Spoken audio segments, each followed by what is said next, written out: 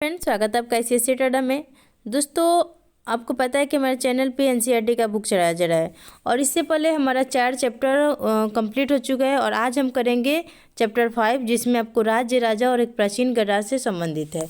आपको पता है कि आपके एग्जाम में NCERT का कितना बड़ा रोल हो चुका है, चाहे वो BPSC, CBSE civil service exam हो या BPSC टीचर एग्जाम हो या अदर कोई भी एग्जाम हो। हर एग्जाम में NCERT अपना एक महत्वपूर्ण भूमिका निभा रहा है और NCERT से लगभग क्वेश्चन 90% पूछा जा रहा है। अदर क्वेश्चन जो भी है वो मिसलेनियस वगैरह से रहते हैं, तो आपको NCERT करना बहुत ही इंपॉर्टेंट हो गया है। ठीक है, तो उसी को ध्यान में रखते हुए हमारे चैनल पर NCERT कराया जा रहा है। और सबसे पहले हम लोग ने हिस्ट्री शुरू किया है, हिस्ट्री से स्टार्ट किया है। उससे वैसे ही करते करते सारे चैप्टर कंप्लीट, सारे बुक कंप्लीट कराए जाएंगे और हम लोग क्लास 6 से NCERT करा रहे हैं। ठीक है, और अभी जो है ये क्लास 6 का चैप्टर 5 करने जा रहे हैं, तो चलिए शुरू करते हैं। और ऐसे ही पूरे NCERT का बुक पढ़ने के लिए हमारे चैनल को लाइक, सब्सक्राइब और शेयर ज़रूर करें।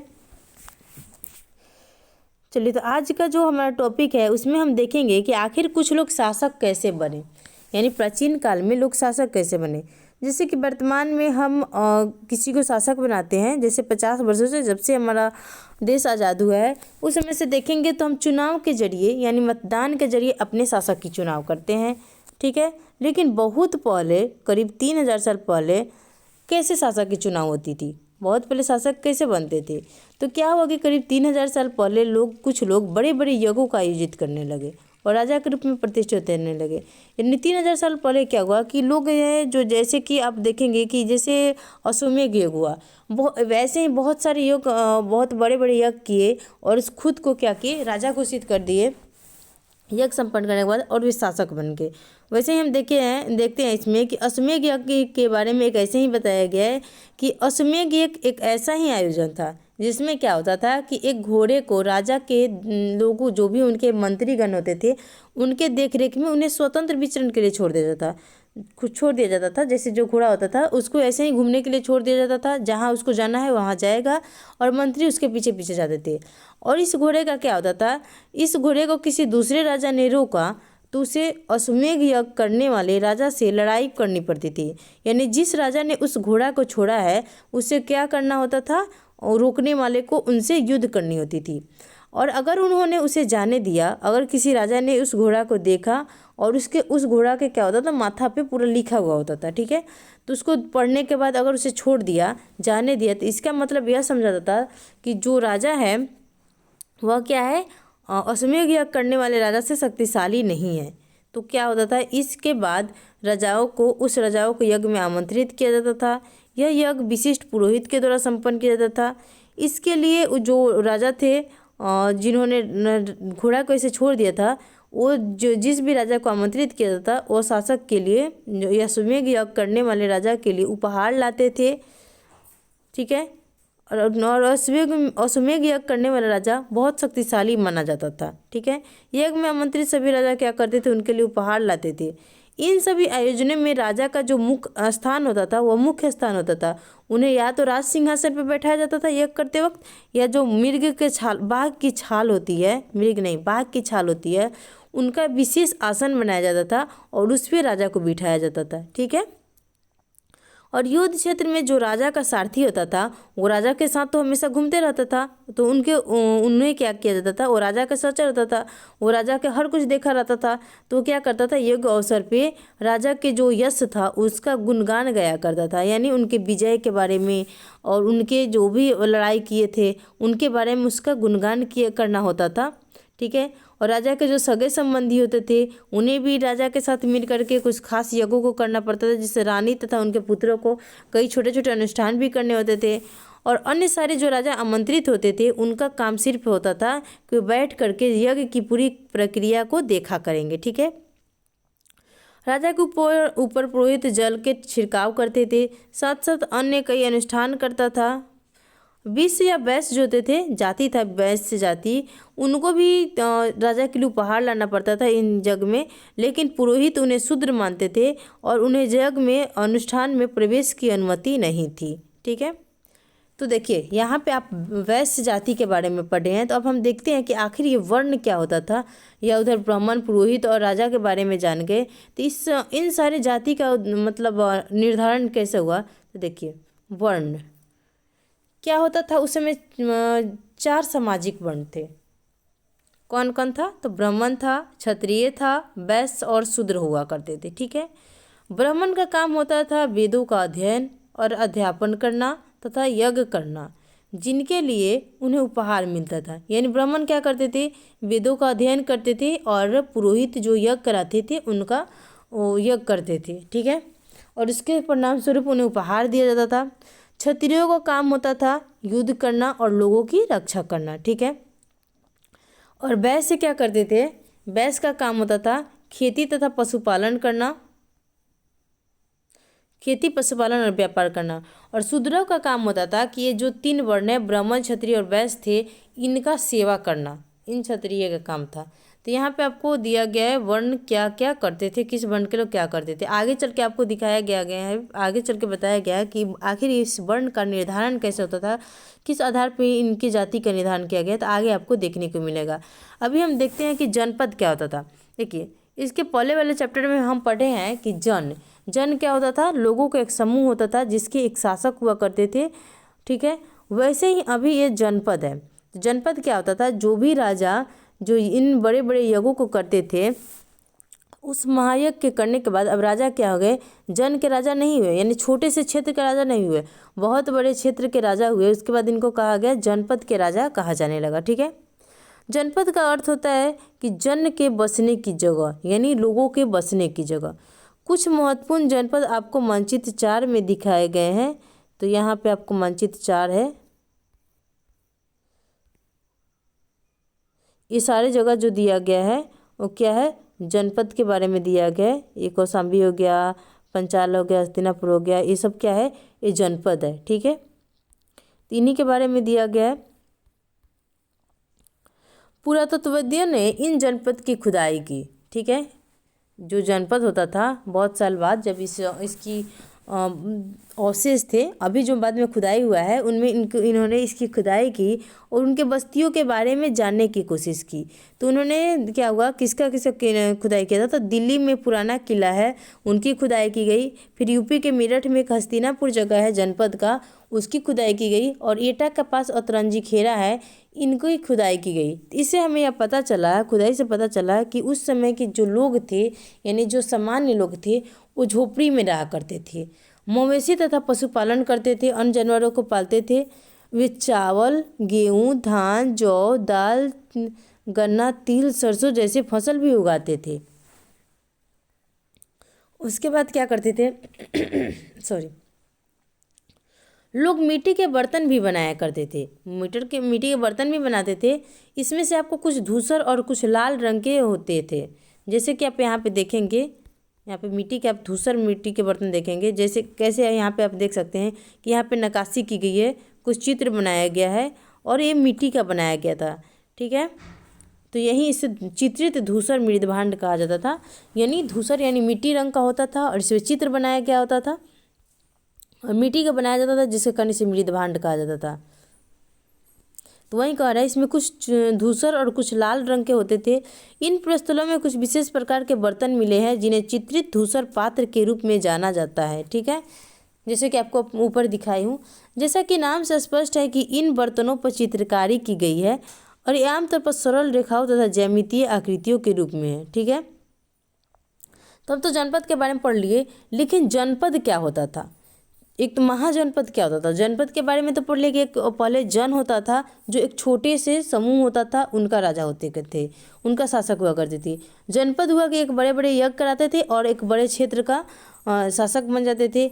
लेकिन जो महाजनपद होता था, या आखिर महाजनपद कैसे होता था, देखिए करीब क्या हुआ, 2500 वर्ष पहले कुछ जनपद अधिक महत्वपूर्ण हो गए, मतलब जनपद ही जो थे वो बहुत महत्वपूर्ण हो गए। अलग अलग क्षेत्रों पे आक्रमण किए, वहाँ पे अपनी शासन स्थापित की। उसके बाद ऐसे ही करते करते वो बहुत बड़ा क्षेत्र बन गया। उसके बाद ये क्या लाने लगे, महाजनपद का लाने लगे। आप मानचित्र 4 में कुछ महाजनपद को देखेंगे, जैसे कि आप देखिए यहाँ पे मगध हो गया, वैशाली वज्जी हो गया, कौशाम्बी हो गया, हस्तिनापुर, उज्जैन, तक्षशिला, ये सब क्या थे? तो महाजनपद थे। ठीक है, तो महाजनपद दिखाया गया। अधिकतर महाजनपद की एक राजधानी होती थी और इन राजधानियों को क्या किया गया होता था? चारों तरफ से किलेबंदी की गई होती थी। ठीक है, और किलेबंदी आपको लकड़ी, ईंट या पत्थर की ऊंची दीवारें बनाई गई थी। ऐसा माना जाता है, मतलब ऐसा लगता है कि ये जो राजा थे अन्य राजाओं के आक्रमण से डरकर यानी अपनी सुरक्षा के लिए इन दीवारों का क्या करते थे? इन किलों का निर्माण किया करते थे। कुछ राजा अपनी राजधानी के चारों ओर विशाल और ऊंची और प्रभावशाली दीवार खड़ी कर समृद्धि और शक्ति का प्रदर्शन भी करते थे। कुछ राजा ऐसे करते थे कि उनका जो राजधानी हुआ करता था उसके चारों बहुत विशाल विशाल दीवार बनाते थे और अपनी समृद्धि और शक्ति का प्रदर्शन भी करते थे। इस तरह किले के अंदर जो भी लोग रहते थे उनके सुरक्षा पर नियंत्रण, उस क्षेत्र पर नियंत्रण रखना क्या हो गया? सरल हो जाता था। इस तरह से विशाल दीवार बनाने की व्यापक योजना की आवश्यकता थी और लाखों की संख्या में, लेकिन जो ये दीवार बनाया जाता था इनको बनाने के लिए एक योजना की आवश्यकता थी। ठीक है, इस योजना के लिए क्या होता था? उसमें उसको बनाने के लिए लाखों की संख्या में ईंट लगते थे, पत्थर लगते थे, इनका इंतजाम करना पड़ता था। हजारों की संख्या में हमें कारीगर की आवश्यकता होती थी, जिसमें स्त्री और पुरुष तथा बच्चे भी शामिल होते थे जो बहुत परिश्रम करते थे। जगह जगह से ईंट, पत्थर, इन सारी चीज़ों को ढो करके लाना होता था, क्योंकि उस समय तो गाड़ी थी नहीं। ठीक है, तो ऐसे संसाधन की आवश्यकता पड़ती होगी। जैसे कि आप यहाँ पे एक दीवार देख सकते हैं जो कि इलाहाबाद, यूपी के इलाहाबाद में है। ईंट का एक दीवार बनाया गया है जो कि एक मतलब कौशाम्बी किले का क्या है, ये मतलब सुरक्षा के लिए बनाया गया था कौशाम्बी में। ठीक है, तो देख सकते हैं कितना बड़ा ये दीवार बनाया गया था, ईंट का बनाया गया है। नीचे से देखिए, यहाँ से दिया गया है, यहाँ से इसकी ऊंचाई है, सही थोड़ा कितना बड़ा है, नीचे से देख सकते हैं कितना ऊंचा है। अब राजा सेना रखने लगे थे। अब क्या हुआ? वो अपनी दीवार की बना लिए, अपनी सुरक्षा कर लिए, उसके बाद वो सेना रखने लगे, क्योंकि अन्य राजाओं से भी उनको युद्ध करना होता था, उस क्षेत्र पे आक्रमण करना होता था, अपने क्षेत्र का विस्तार करना होता था, तो सेना रखने लगे। उसके बाद जब सेना रखेंगे तो उन सिपाहियों को क्या होता था? नियमित वेतन देना होता था, तभी तो उनके पास सेना रख सकेंगे हमेशा नियमित रूप से। उसके बाद उनका क्या हुआ? भुगतान देना पड़ता था। तो भुगतान क्या करते थे? आहत सिक्कों से देते थे। अब ये आहत सिक्का क्या है? आपको चैप्टर 8 में इसके बारे में बताया गया है, तो उसमें हम पढ़ेंगे कि आहत सिक्का क्या होता था। ठीक है, लेकिन सबसे पहले हम देखेंगे कि आखिर इन भुगतानों को वो कहाँ से लाते थे। तो देखिए, उसके लिए वो क्या करे? कर की व्यवस्था करने लगे। जैसे कि महाजनपद के राजा विशाल किले बनवाते थे और बड़ी संख्या में क्या रखते थे? सेना रखते थे। इसलिए उन्हें प्रचुर मात्रा में संसाधन की आवश्यकता होती थी। इसके लिए उन्हें कर्मचारी की आवश्यकता होती थी। अतः महाजनपद के जो राजा थे उन लोगों के द्वारा समय समय पर लाए गए उपहारों पर निर्भर न रहकर अब नियमित रूप से कर वसूलने लगे थे। चलिए तो देखते हैं कि ये कर किस रूप में होता था। तो जैसे कि आपको नियमित कर लगाया जाने लगा, तो जो फसल होती थी तो फसल पे कर लगाए गए, जो कारीगर होते थे उनके ऊपर कर लगाए गए, कारीगर के ऊपर कर लगाए गए, पशुपालक या जानवर होते थे उनके उत्पाद के रूप में कर देना होता था। ठीक है, यानी पशुपालक जो होते थे, जो जानवर को पालते थे, तो उनका उत्पाद जैसे उनका दूध हो गया उसको ला करके देना होता था। कारीगर जो होते थे वो क्या करते थे? अगर मतलब जैसे लोहार और मतलब क्या बोलते हैं बढ़ई वगैरह थे, तो उनको महीना में एक दिन आकर के राजा के यहाँ काम करना होता था, तो एक कारीगर इस तरह से अपना कर देते थे। व्यापारी होते थे उनको अपना सामान पर कर देना होता था। आखेटा का संग्राहक होते थे जो जंगल से वस्तुएं इकट्ठा करते थे, तो उन्हें जंगल से वस्तुएं देनी होती थी राजा को। तो ऐसे कर सरकार शासक के पास यानी महाजनपद के जो राजा थे उनके पास दिए जाते थे और उससे वो अपने जो सेना रखते थे उनकी और कर्मचारी के क्या करते थे? वेतन दिया करते थे। अब देखते हैं कि कृषि में परिवर्तन कैसे होगा। जैसे कृषि में परिवर्तन कैसे, तो इस युग में कृषि के क्षेत्र में दो बड़े परिवर्तन आए। क्या हुआ कि पहले जो था, जैसे हड़प्पा सभ्यता के बारे में हम पढ़े हैं, तो उस समय हमें लोहे का अवशेष नहीं मिला है। इससे हमें पता चलता है कि उस समय लोहे का प्रयोग नहीं किया जाता था, लोहे की उस समय जानकारी नहीं थी। लेकिन जैसे जैसे समय बदला उससे वैसे से क्या हुआ कि लोहे की खोज हो गई, लोहे के बारे में लोग जान गए। तो उस समय उसके बाद अब क्या हुआ कि कृषि में परिवर्तन ऐसे हुआ कि हल में अब लकड़ी के जगह लोहे के फाल का प्रयोग होने लगा। ठीक है, तब जो कठोर जमीन होते थे जिनको लकड़ी से खुदाई करनी होती थी, अब लकड़ी की तुलना में उन्हें लोहे के फाल से आसानी से जोता जा सकता था। इससे क्या हुआ, जमीन की अच्छे से जुताई होती थी, जिसके कारण फसल की उपज बढ़ गई। दूसरे लोगों ने उसके बाद क्या हुआ कि लोगों ने जो धान को ऐसे छींट करके बोते थे, उसके अलावा क्या किया कि उनका बीज गिराया, फिर उसका पौधा जो उगा उसको उखाड़ करके फिर रोपना शुरू कर दिया। जैसे कि आजकल होता है धान का रोपण किया जाता है, वैसे करना शुरू कर दिए। या अर्थात क्या करते थे, खेतों में बीज छिड़क कर धान उपजाने के बजाय धान की पौधा तैयार कर उनका रोपण शुरू कर दिया। अब पहले की तुलना में बहुत ज़्यादा पौधे जीवित रह जाते थे, इसलिए क्या होता था, पैदावार भी ज़्यादा होने लगी। तो इनके खेती में क्या हुआ कि कृषि में परिवर्तन ऐसे भी होगा, उपज भी बढ़ने लगा। ठीक है, तो ऐसे कृषि में परिवर्तन आया। अब चलिए जो हम लोग महाजनपद पढ़े हैं उनके बारे में कुछ छोटा छोटा बात देख सकते हैं। कुछ छोटे राज्यों के बारे में, छोटा राज्य नहीं मतलब उसमें जो महत्वपूर्ण राज्य थे, जैसे मगध गणराज्य हो गया, मगध हो गया महाजनपद, उसके बाद वज्जी नीचे दिया गया है। तो उनके बारे में देख सकते हैं कि क्या था जो कि महत्वपूर्ण उसमें महाजनपद था। तो चलिए मगध के बारे में देखते हैं। आपको हम मानचित्र में दिखाएं कि मगध कहाँ है। तो उसमें देखिए क्या हुआ था कि लगभग 200 सालों के भीतर मगध में क्या हुआ, एक सबसे महत्वपूर्ण जनपद बन गया। यहाँ पे गंगा और सोन नदियाँ है। सोन नदियाँ इसके मध्य से होकर बहती थी और ये नदियाँ जो थी बहुत महत्वपूर्ण थी। कैसे, यातायात के लिए, जल वितरण के लिए और ज़मीन को उपजाऊ बनाने के लिए बहुत महत्वपूर्ण थी ये गंगा और सोन नदियाँ मगध महाजनपद में। ठीक है, मगध का एक हिस्सा था जो जंगलों से भरा था। मगध का एक हिस्सा जंगल से भरा था और इन जंगलों से भी बहुत वहाँ पे मतलब साधन प्राप्त होते थे। जैसे कि जंगल से हाथी को पकड़ के लाया जाता था और उन्हें प्रशिक्षित किया जाता था और सेना में काम लाया जाता था। यही नहीं, जंगल से उन्हें घर, गाड़ी और रथ बनाने के लिए लकड़ी भी मिलती थी। इसके अलावा इन जंगलों से मतलब मगध जनपद से क्या होता था, लोहा मिलता था। लोहा इसकी खदान मिला जिससे उन्हें मजबूत औजार, हथियार बनाने में बहुत उपयोगी थे। तो मगध जनपद मतलब क्या होता है, प्राकृतिक संपदा से बहुत ही महत्वपूर्ण था, जिसके कारण ये समृद्ध होते गया। मगध में 2 शक्तिशाली शासक हुए, जैसे कि अब बिंबिसार और अजातशत्रु के बारे में देख सकते हैं।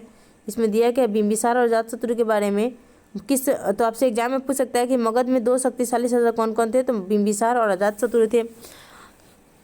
अन्य जनपद को जीतने के लिए हर संभव साधन अपनाते थे, यानी ये जो थे अलग अलग क्षेत्र पे, अलग अलग जनपद पे क्या करते थे, आक्रमण किया करते थे।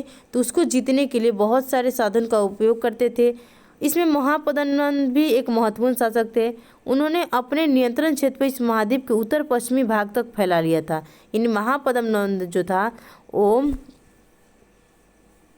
अपने क्षेत्र को, इस उपमहाद्वीप उत्तर पश्चिम क्षेत्र, जैसे कि आप राजस्थान देखेंगे, पंजाब, हरियाणा, वहाँ तक अपने क्षेत्र का विस्तार कर लिया था। कौन, महापद्मनंद। तो यह भी एक महत्वपूर्ण शासक था।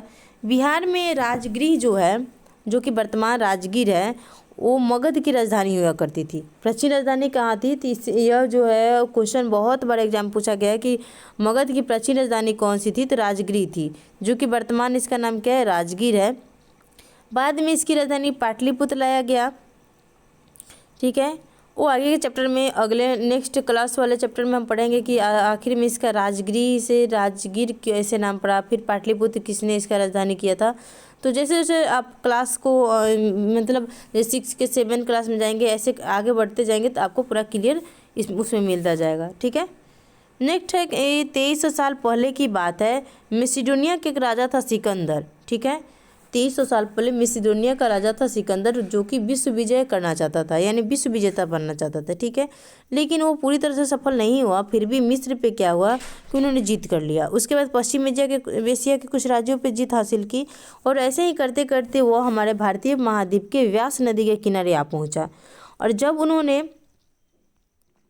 मगध की ओर कुछ करना चाहा तो जो सिकंदर की सेना थी वो व्यास नदी को पार करने से क्या किया, इनकार कर दिया, क्योंकि सिपाही के अंदर एक डर बैठा था कि जो मगध में सेना है उनके पास, शासक है उनके पास पैदल, रथ और जो हाथी है बहुत बड़ी सेना में है। तो आप इसे समझ सकते हैं कि कितना बड़ा समृद्ध था उस समय मगध सेना, कि एक विश्व विजेता सिकंदर की सेना भी क्या हुआ कि व्यास नदी को पार करने से मना कर दिया। इतना इसका ज़्यादा क्या था, प्रभुत्व था, इतना ज़्यादा इसका उस समय मतलब क्या बोलते हैं, चर्चा थी। ठीक है, तो आगे देखते हैं क्या था। अब वज्जी के बारे में देखते हैं। मगध के बारे में तो पढ़ लिए, अब वज्जी क्या है। तो आप जैसे पढ़े हैं मगध एक शक्तिशाली राज्य बन गया, वैसे ही उसके नज़दीक था वैशाली राज्य। वैशाली राज्य की राजधानी कहाँ थी, वज्जी राज्य था। वज्जी की राजधानी कहाँ होती थी, वैशाली थी। ठीक है, तो आपसे एग्जाम पूछा जा सकता है कि वज्जी की राजधानी कहाँ थी, तो वैशाली थी। मगध की राजधानी कहाँ थी, राजगीर थी। छोटा छोटा क्वेश्चन है जिसे आपसे एग्जाम पूछ लिया जाता है। यहाँ एक अलग किस्म की शासन थी। ठीक है, यहाँ पे क्या था, गण या संघ होता थे। और गण या संघ का क्या मतलब होता था, जैसे कि आप महाजनपद में पढ़े हैं, उसमें जैसे मगध गणराज्य का एक राज्य मतलब मगध महाजनपद का एक राजा होता था, लेकिन गण या संघ में होता था कि इसमें कई शासक होते थे। ठीक है, और इसमें से प्रत्येक व्यक्ति को राजा ही माना जाता था, और ये सभी राजा विभिन्न अनुष्ठानों को एक साथ संपन्न करते थे। सभा में भी एक साथ बैठते थे और एक साथ बैठकर बातचीत करते थे, बहस करते थे, वाद विवाद के जरिए तय करते थे कि उन्हें क्या करना है, किस तरह करना है और क्या नहीं करना है। ठीक है, शत्रुओं के आक्रमण से निपटने के लिए भी एक योजना बनाते थे, चर्चा करते थे। लेकिन इस योजना में स्त्री को, दास को और कमार को शामिल होने की कोई इनको शामिल नहीं किया जाता था, क्योंकि जो स्त्री थी उन्हें भी उस समय शूद्र के भांति ही समझा जाता था। ठीक है, तो ऐसे होता था। अब अगला है कि वज्जी संघ का वर्णन आपको कहाँ से मिलता है। तो देखिए यहाँ पे बहुत इंपॉर्टेंट क्वेश्चन है कि वज्जी संघ का वर्णन कहाँ से मिलता है। तो वज्जी संघ का वर्णन हमें दीघ निकाय से मिलता है। और ये दीघ निकाय क्या होता था, तो आगे के चैप्टर में हम पढ़ेंगे बौद्ध ग्रंथ के बारे में। तो दीघ निकाय जो है, इसको दीर्घ निकाय बोलते हैं। ये बौद्ध ग्रंथ से संबंधित है, जिसमें बुद्ध के कई व्याख्यान दिए गए, यानी दीघ निकाय में बुद्ध के बहुत सारे व्याख्यान दिए गए हैं, जो कि 2300 साल पहले लिखा गया था। तो वज्जी संघ का वर्णन कहाँ से मिलता है, दीर्घ निकाय से मिलता है। अजातशत्रु और वज्जी संघ के बारे में दिया गया है कि अजातशत्रु जो था वज्जी पर हमेशा आक्रमण करना चाहता था, जिसके कारण वो क्या क्या उसका मंत्री था वस्कार, उसने अजातशत्रु अपने मंत्री वस्कार को बुद्ध के पास सलाह के लिए भेजा कि हमें वज्जी पे आक्रमण करना है, किस तरह से करें, उनसे योजना पूछने के लिए भेजा। तो बुद्ध ने उससे पूछा, वस्कार से पूछा, क्या वज्जी सभाएं हमेशा नियमित रूप से होती है, तो और उसमें सभी सदस्य उपस्थित होते हैं। तो जब उसे पता चला, यानी वस्कार बोला कि हाँ वहाँ पे वज्जीवासी ऐसा हमेशा होता है, नियमित रूप से सभा होती है, उसमें सभी सदस्य उपस्थित होते हैं। तो बुद्ध ने कहा कि जब वज्जीशाली तब तक विनती करते रहेंगे जब तक कि वे पूर्ण रूप से क्या करेंगे, पूर्ण और नियमित सभा करते रहेंगे, आपस में मिलजुल कर काम करते रहेंगे, पारंपरिक नियमों का पालन करते रहेंगे, बड़ों का सम्मान और समर्थन, उनकी बातों पर ध्यान करते रहेंगे, वज्जी महिलाओं के साथ जोर जबरदस्ती नहीं करेंगे और उन्हें बंधक नहीं बनाएंगे, शहरों तथा गांवों में चैत्य का रख रखाव करेंगे, भिन्न मतावलंबी संतों का सम्मान करेंगे, उनके आने जाने पर कोई रोक नहीं लगाएंगे। यानी ये सारे चीज़ जब तक करते रहेंगे वज्जी संघ यानी वैशाली के क्षेत्र के जो भी राज्य शासक थे, तब तक क्या होगा, उन पर कोई आक्रमण नहीं कर सकता और ना ही उन्हें कोई जीत सकता है। ठीक है, कई शक्तिशाली राजा इन संघों को जीतना चाहते थे, इसके बावजूद भी उनका राज्य अब से लगभग 1500 साल तक चलता रहा। यानी वज्जी के बारे में बता रहा है, जैसे कि महात्मा बुद्ध ने उसके बारे में बताया था कि इस पर जब तक वो नियमित वो हर चीज़ करते रहेंगे तब तक उन पर कोई आक्रमण नहीं कर सकता। उसके बाद गुप्त शासकों ने गण और संघ पर विजय प्राप्त कर उन्हें अपने राज्य में शामिल कर लिया। इसके बारे में गुप्त और जो यहाँ पे दे रहा है गुप्त शासक, इसके बारे में हम चैप्टर 9 में पढ़ेंगे। ठीक है, तो आज का चैप्टर हमारा कंप्लीट हो गया। मिलते हैं नेक्स्ट चैप्टर में। जाते जाते चैनल को लाइक, सब्सक्राइब और शेयर जरूर करें। हाँ, और चैप्टर पढ़ने के बाद जब आप चैप्टर खुद से पढ़ेंगे, बुक जरूर खुद से पढ़ेंगे, तो इन सारे क्वेश्चन को जरूर कर लिया करेंगे। इससे आपका और क्लियर हो जाएगा कि क्या पढ़ें, आपको कितना याद है कितना नहीं याद है, ठीक है। और जो महत्वपूर्ण तिथि या जो उपयोगी शब्द है इनके बारे में भी एक बार चर्चा कर लिया करेंगे। इससे क्या होगा कि आपका क्लियरिटी और ज़्यादा हो जाएगा, ठीक है। तो मिलते हैं नेक्स्ट वीडियो में।